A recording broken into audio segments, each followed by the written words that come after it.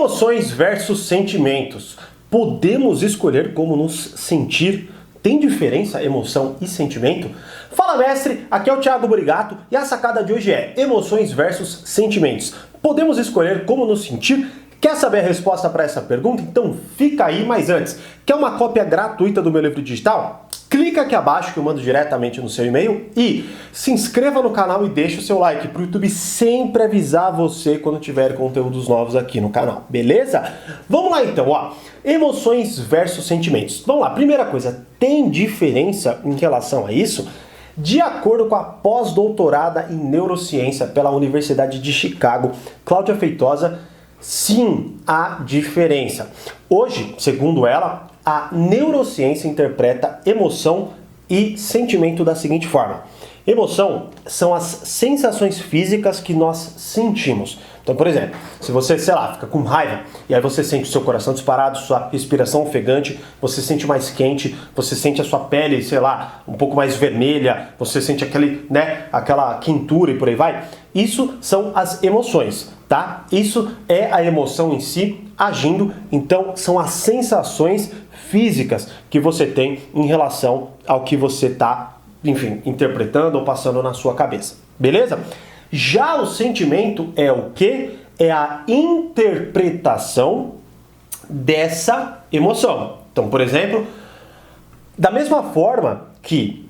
E olha só que interessante, eu já vi uma vez, se eu não me engano, é o Bruce Springsteen, eu acho que tá ali há muito tempo atrás um livro, mas basicamente ele estava se falando lá de como que você interpreta as coisas que acontecem na sua vida, né? E muito se é falado sobre isso. E é ótimo ter o respaldo da neurociência em relação a isso. Mas olha só que interessante. Ele, para reverter aquele frio na barriga e o fato dele, por exemplo, não conseguir tocar na frente de uma tremenda multidão, aquele frio na barriga, aquela ansiedade, ele interpretava como excitação e não como ansiedade ou medo, por exemplo. Então, olha só que interessante.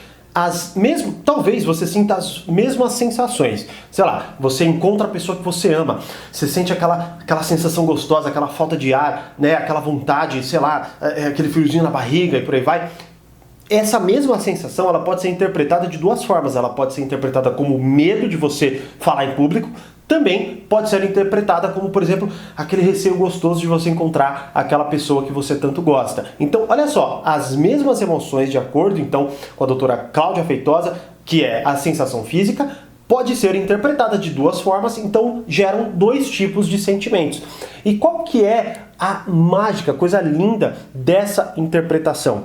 É que nós, sim, podemos escolher como nos sentir perante ao que acontece.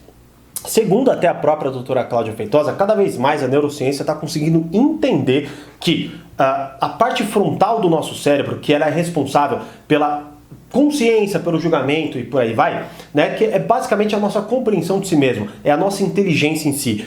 Ela está sim conectada com o sistema límbico, que é o sistema das nossas emoções. Né? Ou seja, aquele que te desperta aquela felicidade, aquela tristeza, todas as emoções que você sente, que são N emoções e muitas vezes emoções que a gente nem sabe descrever, não é? Então, cada vez mais a neurociência consegue compreender que sim, há uma tênue ligação entre essas duas áreas do cérebro.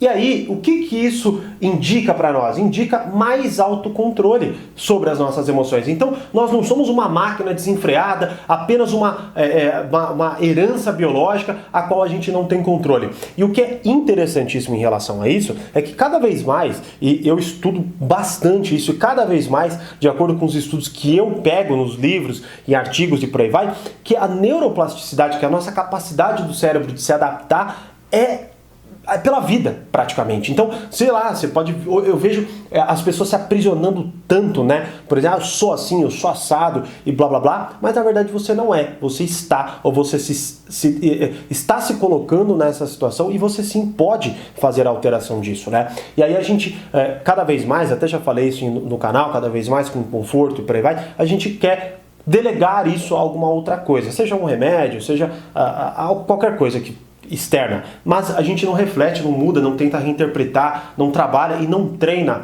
o nosso cérebro em si. Então o convite que eu quero te fazer agora é, a partir desta informação, que eu sei que sim, tem pessoas que só vão aplicar aquela mudança, sei lá, só vão começar a agradecer se a neurociência falar que agradecer é bom.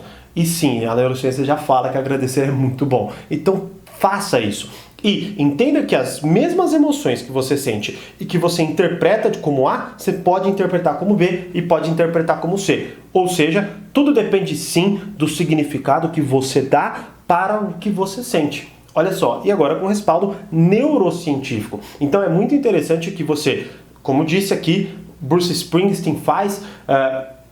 queria tanto lembrar o livro que eu li para poder falar isso para você, mas basicamente cara, você pode pegar aquela ansiedade e transformá-la em excitação.